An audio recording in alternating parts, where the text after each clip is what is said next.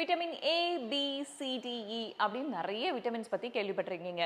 Vitamin K பத்தி கேள்விப்பட்டிருக்கீங்களா? அது தெரிஞ்சுக்க இந்த வீடியோவை ஃபுல்லா பாருங்க.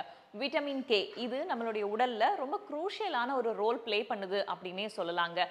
நேஷனல் இன்ஸ்டிடியூட் ஆஃப் ஹெல்த்தின் படி இந்த விட்டமின் கேனா தான் நமக்கு ரத்தத்தை உறையாம தடுக்கிறதுலையும் சரி, போனுடைய மெட்டபாலிசம்க்கும் சரி ரொம்ப முக்கியமான ஒரு பங்கு வகிக்குது. இதோடைய குறைபாட்டை நம்ம எப்படி கண்டறியலாம்? அடிபட்டா உடனே அந்த இடம் ரொம்ப வீங்கிடுறது, எலும்பு ரொம்ப வலு குறைவா இருக்கிறது, அடிபட்டா அந்த இடம் சீக்கிரமா ஆறாம இருக்கிறது, இது எல்லாமே உங்களுக்கு விட்டமின் கே கம்மியா இருக்கு அப்படின்றத குறிக்குது. இதுல விட்டமின் K1 K2ன்னு ரெண்டு சொன்னேன் இல்லையா? இது ரெண்டுமே கிடைக்கிற உணவு வகைகளை சொல்றேன், நோட் பண்ணிக்கோங்க.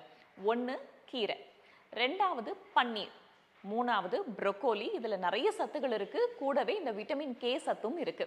பன்னீர் ஏற்கனவே உங்களுக்கு புரோட்டீனும் கிடைக்குது, விட்டமின் கே சத்தும் அதுல சேர்த்தே கிடைக்குது.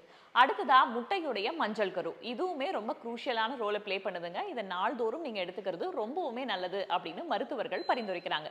இந்த விட்டமின் கே பத்தி உங்களுக்கு தெரிஞ்ச விஷயங்களை கீழே கமெண்ட்ல சொல்லுங்க. இது ஹெல்தி டாக்ஸ் வித் வேதா, அறிவும் ஆரோக்கியம்.